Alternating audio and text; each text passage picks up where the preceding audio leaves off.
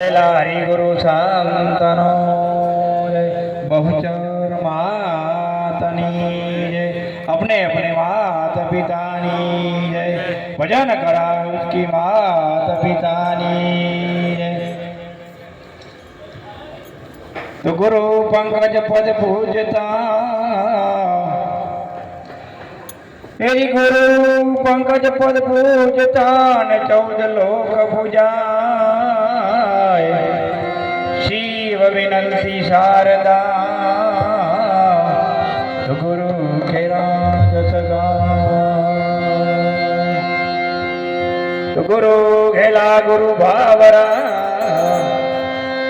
गुरु घेला गुरु भावरा न गुरु देवन काय देव चला होय शुभ लक्षणा तो करे गुरु की सेवा।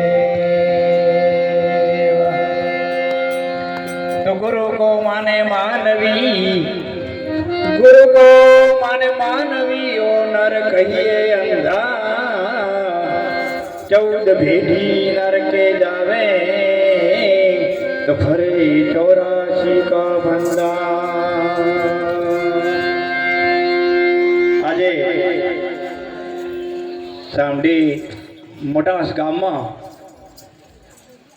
જે ભાવિ ભક્તો જે પ્રયાગરાજ કુંભના મેળામાં ગયેલા અને એમણે નિમિત્તે એક ભજન સત્સંગ રાખી આવા મહાપુરુષોને આપણને બોલાવી અરસપરસ દર્શન કરાવ્યા।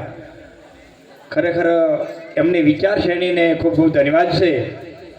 ના કે અમે કુંભના મેળામાં તો ગયા હતા પણ મહાપુરુષોને કોઈને બોલાયા નથી હજુ સુધી તો, પણ આ લોકોનો ખૂબ ખૂબ ધન્યવાદ છે અને એમના મા બાપને ખૂબ ખૂબ ધન્યવાદ છે કે એક આવું આ સારું કાર્ય એમના મગજમાં એક પ્રવૃત્તિ કરી જો અને આપણને અરસપરસ દર્શન કરાવ્યા માટે એક વખત તો એમને જે યોજન રાખવા માટે થઈને એમને તાળીઓથી ખૂબ વધાવો, જેમ કે આ તો ઉત્સાહ હોય અને એ જ આવા મહાપુરુષ સંતોને બોલાવે છે। અને એમાંય અમારે સામડી મોટાવાસથી આપણા પરિચિત છો આવા મહાપુરુષો સંતો એક બે મહાપુરુષો જો નાટાણીવાસથી બાબુ અને મોટાવાસથી ખરેખર એક ટૂંકા સમયમાં એક વક્તા પુરુષ થઈ ગયા અને એમની અત્યારે બોલબાલા ચાલશે ને આપણે એમના સાનિધ્યમાં બેસીએ અને એક જે પ્રવચન કરીએ સત્સંગ કરીએ એ આપણને એક અનુસરીને આપણે એક જીવનમાં ઉતાર્યા જેવું છે। એટલે આવા મહાપુરુષોને ખૂબ ખૂબ ધન્યવાદ છે અને વ્યાસ ઉપર સર્વે બેઠેલા મહાપુરુષોને મારા જય ગુરુ મહારાજ। આપણી આ ભારતની ભૂમિ એક ઋષિમુનિની ભૂમિ છે। આખી દુનિયામાં દેશ તો ઘણા છે પણ એક ભારતની ભૂમિનો માતાજી તરીકે કહેવાય છે, મા તરીકે।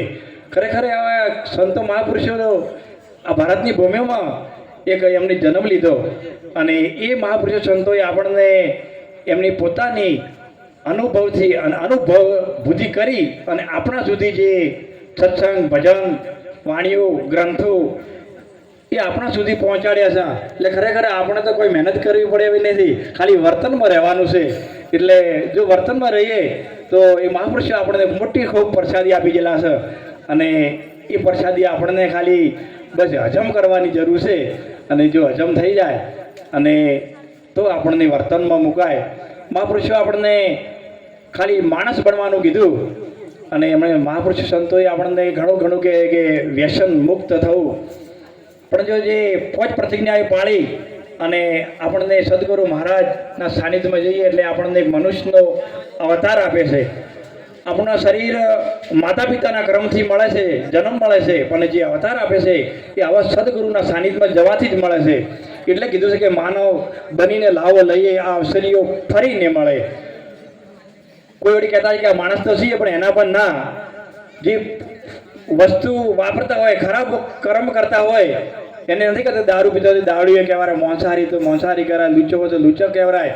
પણ જો આ એમાંથી મુક્ત થઈ જાય તો એક માણસનું એમનામાં હૃદયમાં પ્રાગટ્ય થાય છે, એ પછી મહાપુરુષ સંતોના સાનિધ્યમાં જવાની એમને પ્રેરણા મળે છે, એને જીવન ધન્ય બને છે।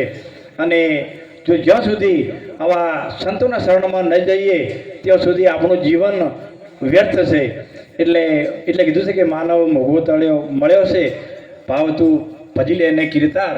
એટલે મહાપુરુષોએ આપણને વાણી વિશે ઘણું ઘણું સમજાવે, પણ જો આપણને ભજનમાં બેસીએ ને ભજન આપણામાં ના બેસે, ભજનોમાં આપણામાં ના ઉતરે તો આપણને એટલી કચાશ છે.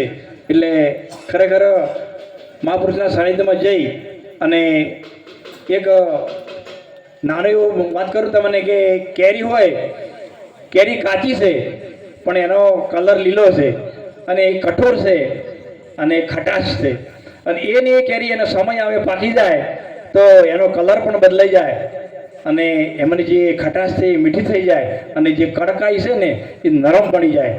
એવું આપણા સદગુરુનું સાનિધ્ય છે. સાનિધ્યમાં જવાથી આપણામાં 3 પરિવર્તન આવી જવા જોઈએ.